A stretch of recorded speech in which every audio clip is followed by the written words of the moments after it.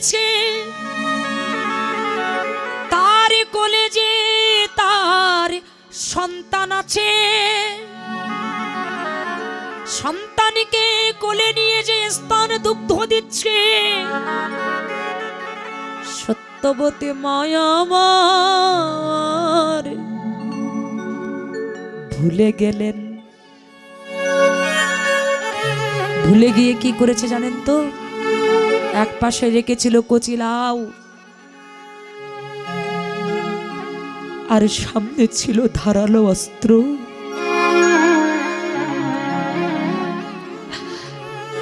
তার ছেলেকে কোলে নিয়ে যে স্তন দুগ্ধ দিচ্ছেন, তার কোলে যে সন্তান আছে, ওটা সত্যবতী মায়ের মনে নাই গো। ওই নামের ধ্বনি শ্রবণে করতে করতে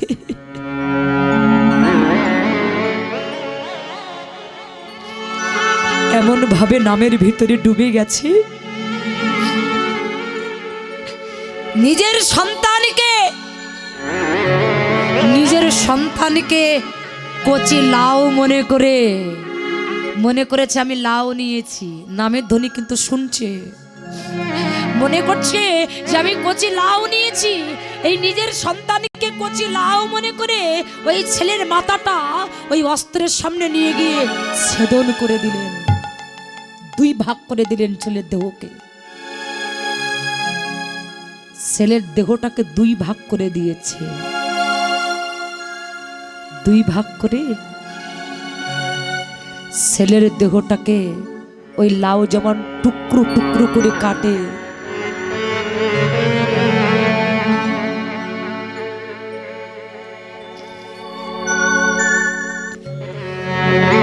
ওই কচি লাউয়ের মতো ছেলের দেহটাকে টুকরো টুকরো করে কেটেছে।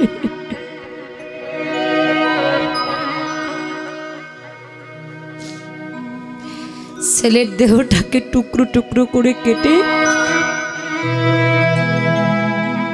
একটা বাটির ভিতরে রেখে দিয়েছে।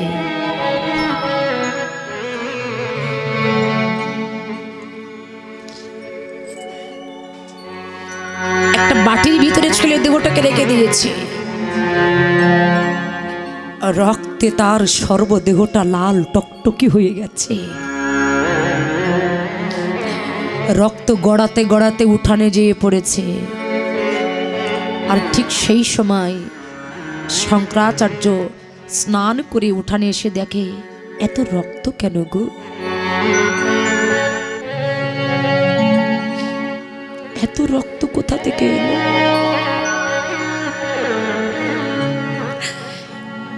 এত রক্ত কেন?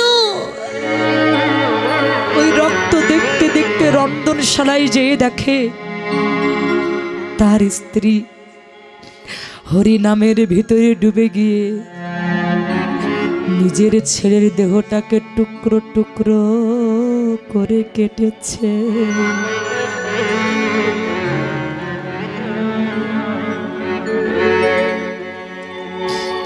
নিজের ছেলের দেহটাকে টুকরো টুকরো করে কেটে একটা বাটির ভিতরে রেখেছে। তার কোনো হিতাহিত জ্ঞান নাই। শঙ্করাচার্য তার স্ত্রীকে ডাকছে, সত্যবতী, এই সত্যবতী, সত্যবতী। যেই না গায়ে হাত দিয়ে ডেকেছে, চমকে উঠলেন, কি হয়েছে? তোমার ছেলে কোথায়? বলে কেন? এই তো আমার ছেলে তো আমার কোলে আছে, আমি স্তন দুগ্ধ দিচ্ছি, তোমার কোলে আছে।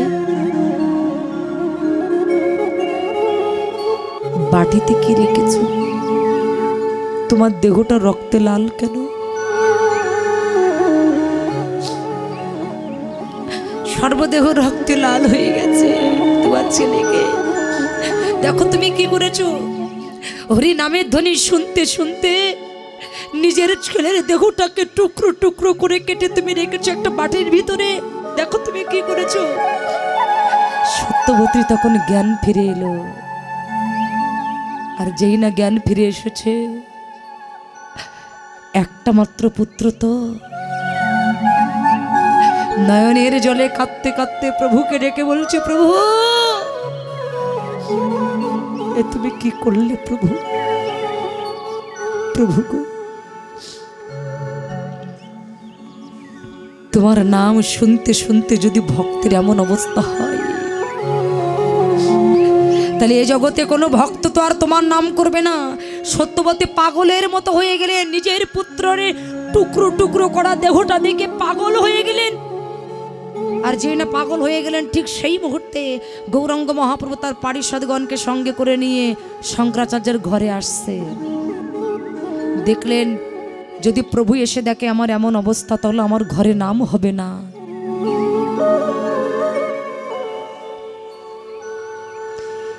নিজের ছেলের টুকরো টুকরো করা দেহ একটা সাদা কাপড়ে বেঁধে নিয়ে ঘরের একটা কোনায় রেখে দিয়েছে। আর সত্যবতী হা পুত্র বলে যখন কাঁদছে, তখন সত্যবতীকে জোর করে ঘরের ভিতরে ধরে নিয়ে একটা বস্ত্র দিয়ে নিজের মুখটা বেঁধে দিয়েছে, আর দড়ি দিয়ে হাত বেঁধে পা বেঁধে ঘরের ভিতরে রেখে ঘরের দরজা দিয়ে শঙ্করাচার্য বাইরে আসলেন। আর ঠিক সেই সময় গৌরাঙ্গ মহাপ্রভু পারিষদগণকে সঙ্গে করে নিয়ে শঙ্করাচার্যের বাড়িতে উপস্থিত হলেন। উচ্চস্বরে নাম করছেন। শঙ্করাচার্য দুটি বাহু তুলে নাম করছে, আর গৌর হরি নাম করছি, শঙ্করাচার্য নাম করছে হরে কৃষ্ণ হরে কৃষ্ণ কৃষ্ণ কৃষ্ণ হরে হরে হরে রাম হরে রাম রাম রাম হরে হরে নাম করছি। দুটি বাহু উত্তোলন করে নাম করছেন। হঠাৎ নাম করতে করতে গৌরাঙ্গ মহাপ্রভু শঙ্করাচার্যের দিকে লক্ষ্য করে বলছে, শঙ্করাচার্য শোনো না, এদিকে এসো, আমার কাছে এসো। কি হয়েছে বাবা? কই প্রভু, না তো কিছু হয়নি। না না, কিছু একটা হয়েছে। আমার কণ্ঠটা রোধ হয়ে যাচ্ছে, আমি কীর্তন করতে পারছি না। আমার গলের মালাটা খুলে পড়ে গেছে। কেন? কোনোদিন তো এমন হয় না। আমি প্রত্যেকদিন তোমার ঘরে নাম করতে গিয়ে যে আনন্দ পায়, আজকে নাম করতে গিয়ে আমি কোনো আনন্দ পাচ্ছি না। আমার মন বলছে তোমার ঘরে কোনো কিছু একটা হয়েছে, কোনো অমঙ্গল হয়েছে। শঙ্করাচার্য বললেন, দয়াময়, তোমার মতো মঙ্গলময় যার ঘরে, তার ঘরে কি কোনোদিন অমঙ্গল প্রবেশ করে? দয়াময়, আমার ঘরে কোনো অমঙ্গল প্রবেশ করিনি। মহাপ্রভু বলছে, মিথ্যা কথা বলো না। আমি প্রত্যেকদিন নাম করতে যে প্রেম আসে, আজকে নাম করি, এই নামে কোনো প্রেম আসে না। আমার মন বলছে তোমার ঘরে কোনো অমঙ্গল প্রবেশ করেছে। প্রভু না, আমার ঘরে কোনো অমঙ্গল প্রবেশ করেনি। আমার ঘরে কোনো অমঙ্গল প্রবেশ করেনি প্রভু। শঙ্করাচার্য কাঁদতে কাঁদতে প্রভুর চরণ দুটি বুকের ভিতরে জড়িয়ে ধরে বলছে, দয়াময়, আমি যদি আজকে তোমার কাছে কিছু চাই, তুমি আমাকে দেবে দয়াময়? কেন দেব না? এ জগতে যদি কোনো ভক্ত আমার কাছে চাওয়ার মতো চাইতে পারে, আমি তাকে সবকিছু দিয়ে দেই। যদি কেউ চাওয়ার মতো চাইতে পারে, আমি তাকে সবই কিছু দিয়ে দেই। বলো তুমি আমার কাছে কি চাও? শঙ্করাচার্য প্রভুর চরণ দুটি বুকের ভিতরে জড়িয়ে ধরে বলছে, দয়াময়ী গো, আমি এহ জগতের কোনো অর্থ বৃত্ত গাড়ি বাড়ি টাকা পয়সা আমি তোমার কাছে কোনো কিছু চাই না দয়াময়। আমি শুধু তোমার কাছে বস্তু চাই। তুমি আমার যে কুলে জনম দাও না কেন, যেন তোমার এই সঙ্গ ছাড়া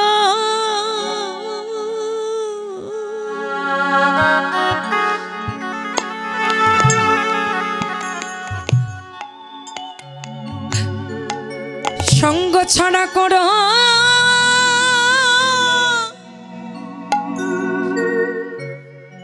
না গো।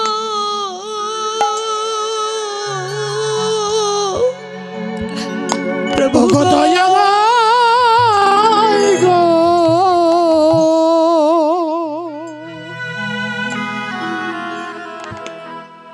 তোমার সঙ্গ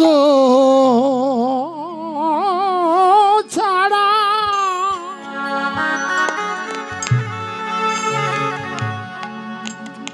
জন করে দি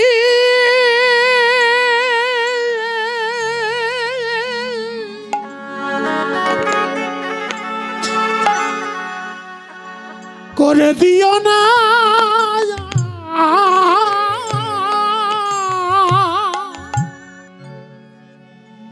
তুমি আমার যে কুলে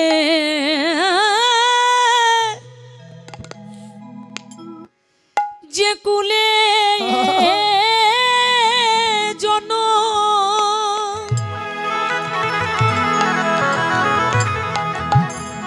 জন্ম দাও না কেন,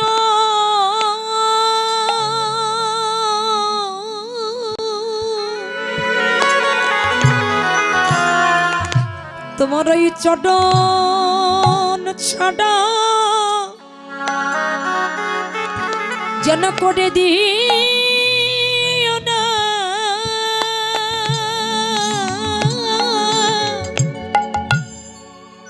যে কুলে জানা তাই গৌর হরি হরি,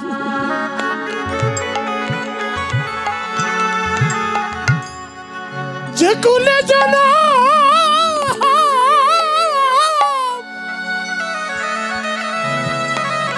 প্রভু দেব না কেন, তোমার সঙ্গ ছাড়া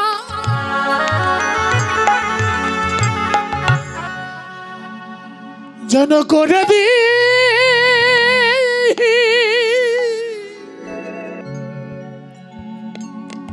করে দিও না।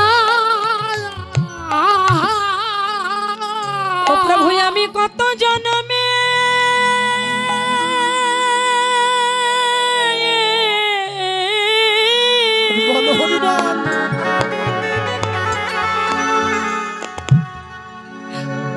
ওই চরণের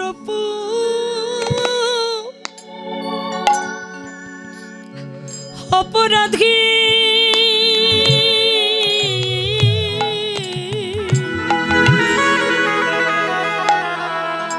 তোমার সঙ্গ ছাড়া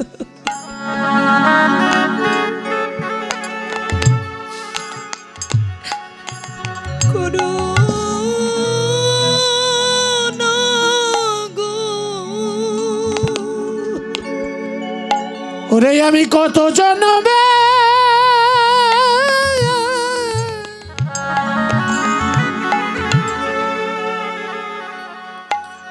ওরে আমি কত জন্মে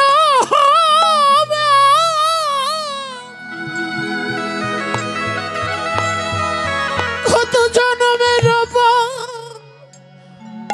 অপরাধী,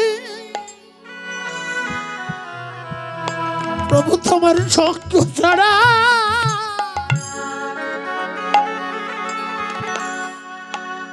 যেন করে দি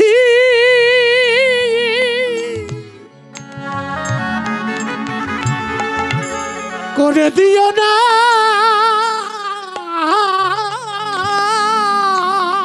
তুমি আমার সুখে রাখো আর এই বাসনাটা আমাদের প্রত্যেকের হওয়া উচিত যে প্রভু তুমি আমার যে কুলি জনম দাও,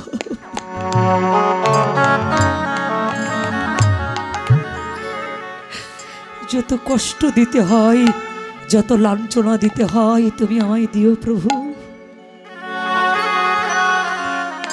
কিন্তু প্রভু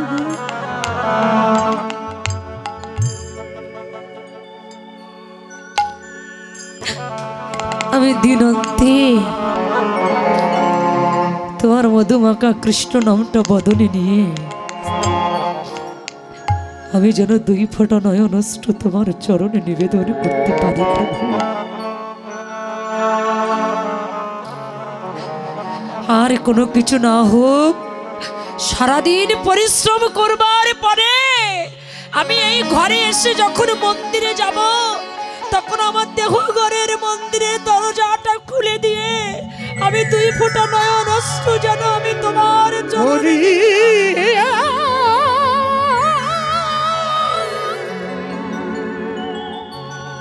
বল রে আমার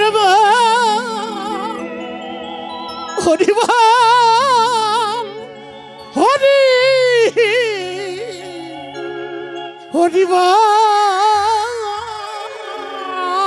গৌরাঙ্গ মহাপ্রভু শঙ্করাচার্যকে তার চরণ থেকে তুলে বলছে, হ্যাঁ গো, তোমাকে দেখছি, কিন্তু আমার মা কোথায়? আমার সত্যবতী মা কোথায়?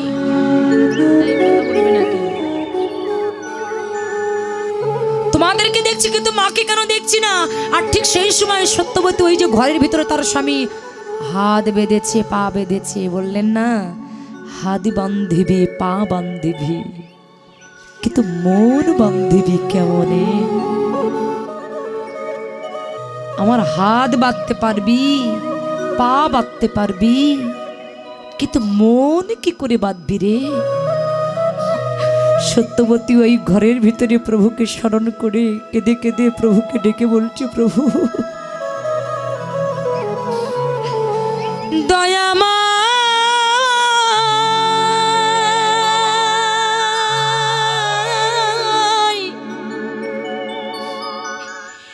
এই কি তোমার লীলা প্রভু, এই কি তোমার খেলা? ও গো দয়াময় গো,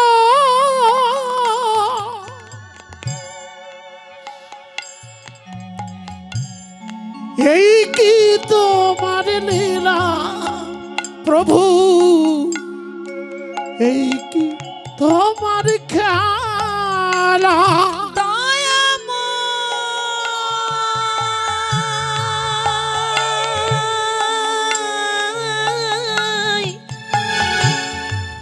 এই কি তোমার লীলা প্রভু, এই কি তোমার খেলা? ও গো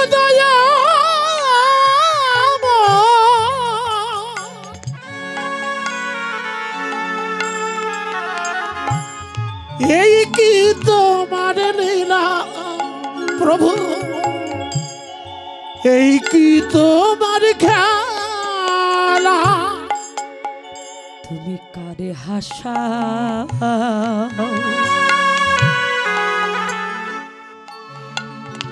আবার কারে কাদাও? ও তুমি করে হাসা আর করে কাদা, তোমার লীলা বোঝা দাই। ও গো দয়া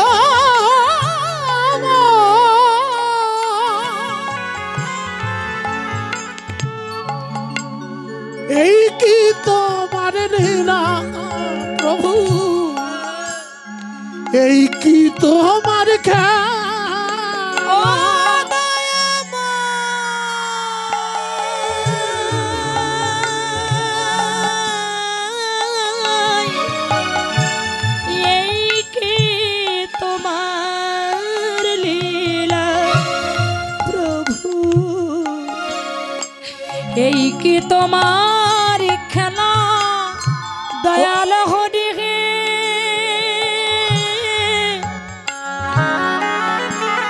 পতিতে পাবন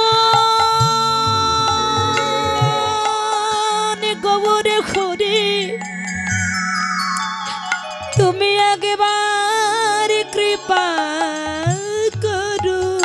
তুমি একবার কৃপা করো।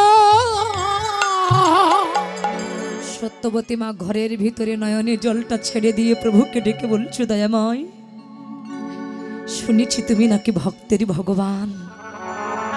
কোন ভক্ত যদি তোমার নয়নের জল দিয়ে ডাকে, শুনেছি তুমি নাকি ভক্তের নয়নের জলের কাছে বিক্রি হয়ে যাও। তাই যদি হয় প্রভু, আজকে হতভাগিনী মা তোমাকে ডাকছে, একবারও তুমি কৃপা করো প্রভু। আমার এই ডাক কি তোমার কর্মে যায় না? যেই না সত্যবতী মা আমার প্রভুকে ডাকতে লাগলেন, মহাপ্রভু ছুটতে ছুটতে এসে ঘরের দরজাটা খুলে দিলেন। খুলে দিয়ে দেখে সত্যবতী মাকে ঘরের ভিতরে বেঁধে রেখেছে। মহাপ্রভু ছুটতে ছুটতে গিয়ে সত্যবতীর হাতের বাঁধনটা খুলে দিলেন, পায়ের বাঁধনটা খুলে দিলেন, মুখের কাপড়টা খুলে দিলেন। আর যেই না খুলে দিয়েছে, সত্যবতী মা আছাড় খেয়ে প্রভুর চরণে পড়ে চরণ দুটি বুকের ভিতরে জড়িয়ে ধরে বলছে, প্রভু প্রভু গো, এ দেহ তুলসী করে তব পায়ে সমার প্রেম, দয়া করো নব ঘন শ্যাম। এ দেহ তুলসী করে তব পায়ে সমর্পিব, দয়া করো নব ঘন শ্যাম। এই দেহ তুলসী করে তব পায়ে আমি সমর্পণ করে দিয়েছি। আমি জীবনে কখনো কোনো দিন আমি আমার সুখ চাইনি। ও প্রভু, চোখের জলে ডাকলে নাকি প্রভু তোমার কৃপা হয়, নয়ন জলে ডাকলে নাকি প্রভু তোমার কৃপা হয়। বলো কোথায় গেলে, কি করলে আমি তোমাকে সন্তুষ্ট করতে পারবো? সত্যবতী প্রভু চরণ দুটি বুকের আস্তে কথা বলবেন আপনারা, এত গল্প মনে পড়ে আসে কোথা থেকে? সত্যবতী প্রভু চরণ দুটি বুকের ভিতরে জড়িয়ে ধরে কেঁদে কেঁদে বলছে, প্রভু এই দেখো, ছেলের যে দেহটা টোকলা করা ছিল, ওই ছেলের কাটা দেহটা প্রভুর চরণে ফেলে দিয়ে বলছে, দেখো তোমার নাম শুনতে শুনতে আমি কি করেছি, দেখো প্রভু। ও প্রভু, তোমার নাম শুনতে শুনতে যদি এ জগতে ভক্তির এমন দশা হয়, জগতে তোমার নাম তো কেউ বলবে না প্রভু।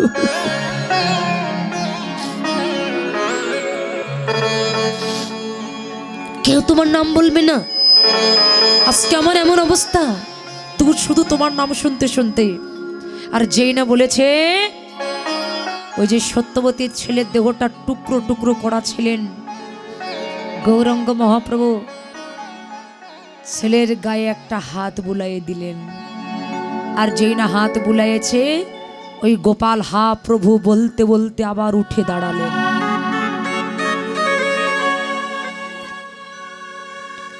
প্রভু বলতে বলতে যখন উঠে দাঁড়িয়েছে,